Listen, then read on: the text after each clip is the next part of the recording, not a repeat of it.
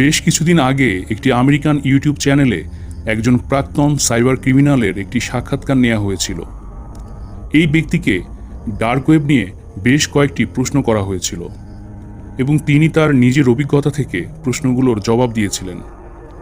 আজকের ভিডিওতে আমরা মূলত পিজা ব্যাগেল নামের ওই ব্যক্তির জবানিতে তার কথাগুলো আমাদের চ্যানেলের দর্শক শ্রোতাদের জন্য তুলে ধরব। মূল ইংরেজি ডায়লগগুলোকে তর্জমা করার ক্ষেত্রে আমরা কিছুটা সংক্ষেপ করেছি এবং ভাবার্থ অনুসরণ করেছি। তো আসুন মূল ভিডিওটি শুরু করা যাক। তার আগে চ্যানেলে নতুন হলে অবশ্যই সাবস্ক্রাইব করে রাখুন।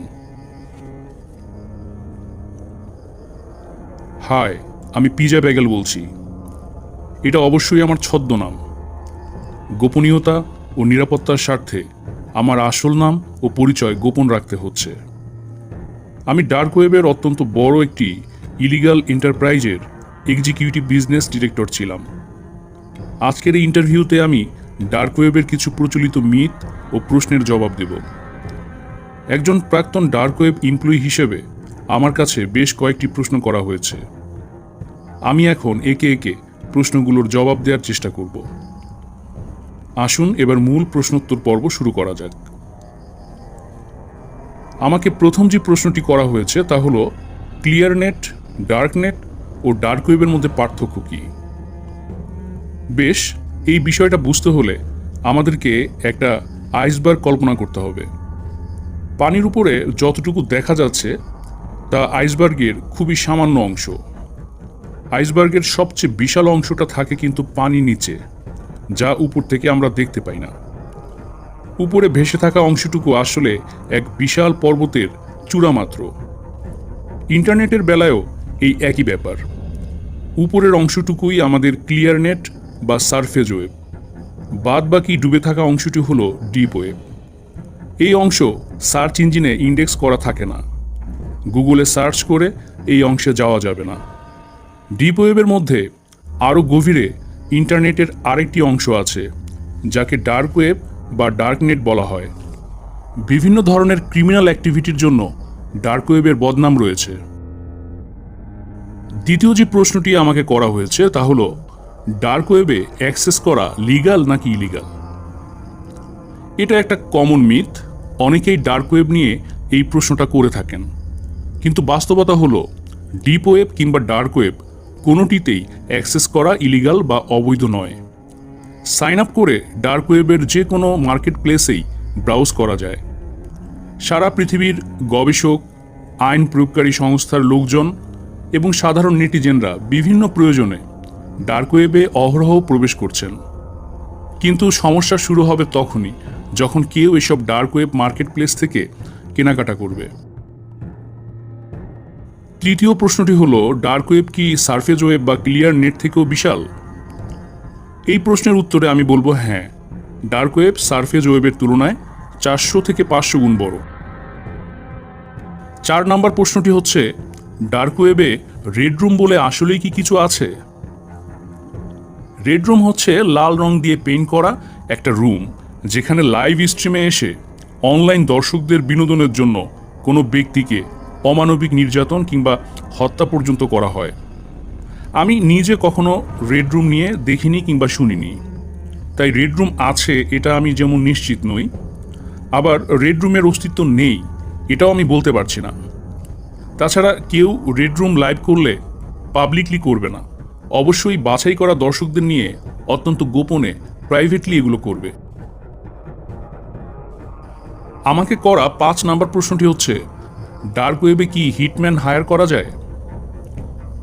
ডার্ক ওয়েবের সাহায্য নিয়ে এরকম 2-1টা ঘটনা ঘটতে পারে। প্রতিপক্ষকে শায়েস্তা করার জন্য হিটম্যান হায়ার করার বিষয়টা ঐতিহাসিকভাবে মানব ইতিহাসে ঘটে চলেছে। তবে ডার্ক ওয়েব থেকে হিটম্যান হায়ার করার মতো কোনো ঘটনা আমার এত বছরের অভিজ্ঞতায় আমি দেখিনি। আমি মনে করি ডার্ক ওয়েব কিংবা ইন্টারনেট ব্যবহার করে এসব করার চেয়ে ম্যানুয়ালি ব্যাপারটা বেশি ঘটে থাকে।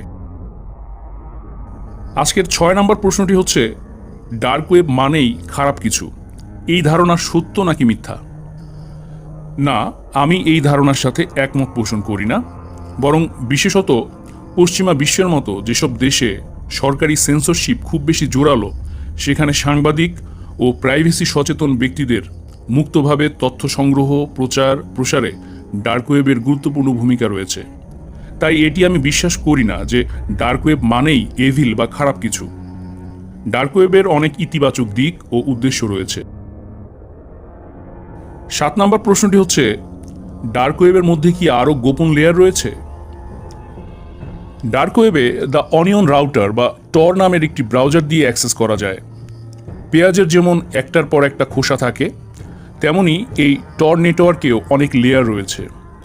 ডার্ক ওয়েবের অনেকগুলো পার্ট রয়েছে, এরা একে অপরের সাথে যুক্ত থাকে। তাই এই অংশগুলোকে আমি আলাদা আলাদা লেয়ার বলবো না, এরা সবাই একে অপরের সাথে লিঙ্ক আপ থাকে। 8 নম্বর প্রশ্নটি ছিল, ডার্ক ওয়েব থেকে পাসওয়ার্ড ও ক্রেডিট কার্ড ইনফরমেশন কেনা যায়? আমি এই প্রশ্নের উত্তরে বলবো হ্যাঁ, ডার্ক ওয়েব থেকে পাসওয়ার্ড, ক্রেডিট কার্ড ইনফরমেশন এবং সোশ্যাল সিকিউরিটি নাম্বারের মতো বিভিন্ন ক্রেডেনশিয়াল কেনা যায়। র্যান্ডমলি যে কারো তথ্যই ডার্ক ওয়েবে কেনাবেচা হতে পারে, তবে এটা নিয়ে দুশ্চিন্তা করার দরকার নেই। আমরা যদি একটি পাসওয়ার্ড লকার অ্যাপ্লিকেশন ব্যবহার করি এবং আমাদের বিভিন্ন লগ ইন ক্রেডেনশিয়াল নিয়ে সিরিয়াস ও সচেতন হই, তাহলে আমরা এসব ডেটা ব্রিচ থেকে সুরক্ষিত থাকতে পারব। আজকের সর্বশেষ এবং 9 নম্বর প্রশ্নটি হচ্ছে, ডার্ক ওয়েবের মধ্যে আরও ডিপ লেয়ারে এমন কোনো সেক্টর আছে যা বাদবাকি ওয়েব থেকে সম্পূর্ণ আইসোলেটেড বা আলাদা? এই প্রশ্নের উত্তর একই সাথে হ্যাঁ এবং না। ডার্ক ওয়েবের মধ্যে অনেক ধরনের কমিউনিটি বা সম্প্রদায় রয়েছে। এরা আকারে খুব বড় নয়, এদেরকে বিভিন্ন ইন্টারনেট ফোরামও বলা চলে। এই ফোরামের সদস্যরা একে অপরকে সহযোগিতা করে থাকে। ফোরামগুলো ভিন্ন ভিন্ন বিষয় নিয়ে কাজ করে থাকে।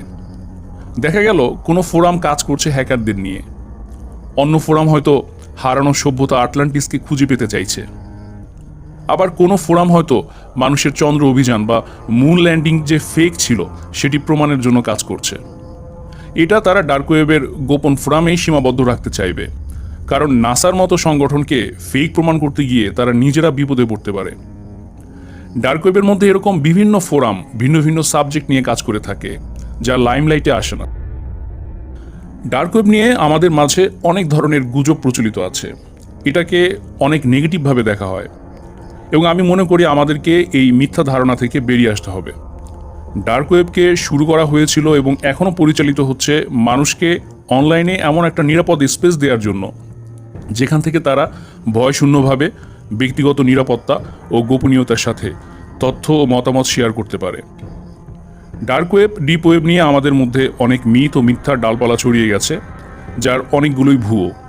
আমি বিশ্বাস করি ডার্ক ওয়েব কোনো অন্ধকার জগৎ নয়, এটা আমাদের ইন্টারনেটেরই একটা বিশেষ অংশ মাত্র। ডার্ক ওয়েবের যে কালিমালিপ্ত মুখচ্ছবি আমাদের মানুষে তৈরি হয়েছে, সেই ভ্রান্তি থেকে সবাইকে বের করে নিয়ে আসাই আমার আজকের এই সাক্ষাৎকারের মূল উদ্দেশ্য।